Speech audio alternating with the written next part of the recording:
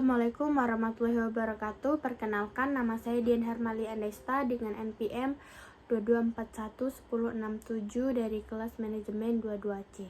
Di sini saya akan mempresentasikan PowerPoint saya yang berjudul Konsep Dasar, Makna, dan Model Kepemimpinan. Definisi kepemimpinan. 3 implikasi kepemimpinan sebagai proses mengarahkan dan mempengaruhi aktivitas-aktivitas yang ada hubungannya dengan pekerjaan para anggota kelompok. Yang pertama, kepemimpinan itu melibatkan orang lain, baik itu bawahan maupun pengikut.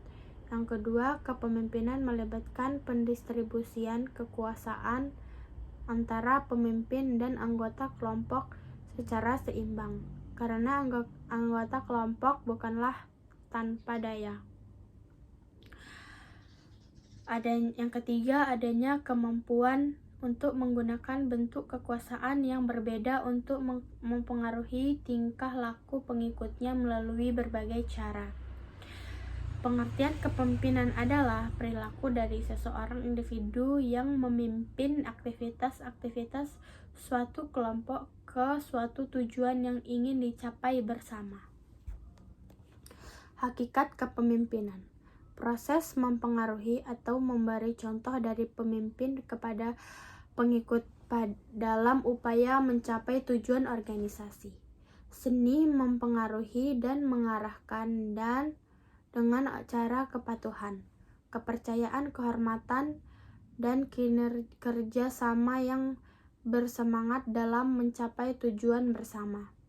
Kemampuan untuk mempengaruhi, memberi inspirasi, dan mengarahkan tindakan seseorang atau kelompok untuk mencapai tujuan yang diharapkan. Melibatkan 3 hal, yaitu pemimpin, pimpinan, dan suatu tertentu. Perbedaan kepemimpinan dan manajemen. Kepemimpinan menekankan pada proses perilaku yang berfungsi di dalam dan di luar suatu organisasi.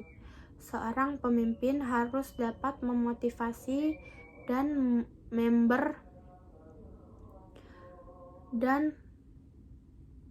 memberinspirasi orang lain secara individu maupun kelompok.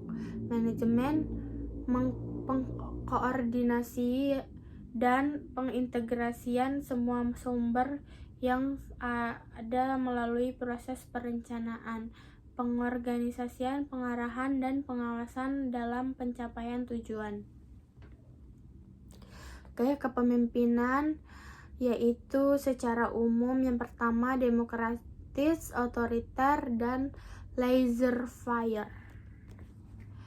Tujuan dan fungsi kepemimpinan. Yang pertama, fungsi perencanaan.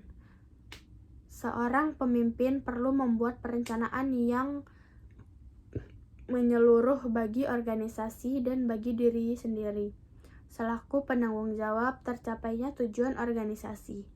Yang kedua, fungsi memandang ke depan. Seseorang pemimpin yang senantiasa memandang ke depan berarti akan mampu mendorong apa yang akan terjadi serta melalui waspada terhadap kemungkinan. Selanjutnya yaitu fungsi pengembangan loyalitas. Pengembangan kesetiaan ini tidak saja di antara pengikut, tetapi juga para pemimpin tingkat rendah dan menengah dalam organisasi untuk mencapai kesetiaan ini. Seseorang pemimpin sendiri harus memberi teladan yang baik dalam pikiran, kata-kata, maupun tingkat laku sehari-hari yang menunjukkan pemimpin sendiri tidak pernah mengingkari dan menyimpang dari loyalitas. Segala sesuatu tidak akan dapat berjalan sebagaimana mestinya. Yang keempat, fungsi pengawasan. Merupakan fungsi pimpinan untuk senantiasa meneliti kemampuan pelaksanaan rencana. Tipe-tipe kepemimpinan. Yang pertama, kepemimpinan pribadi kepemimpinan non-pribadi, otoriter, demokratis, patriarkalis, kepemimpinan menurut bakat.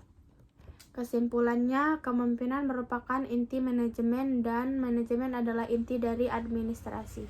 Oleh karena itu, dalam suatu proses yang di dalamnya melibatkan kegiatan usaha bersama antara dua atau orang lebih dalam mencapai tujuan yang telah ditetapkan, bagi administrasi, manajemen maupun kepemimpinan memiliki berkaitan yang sangat erat.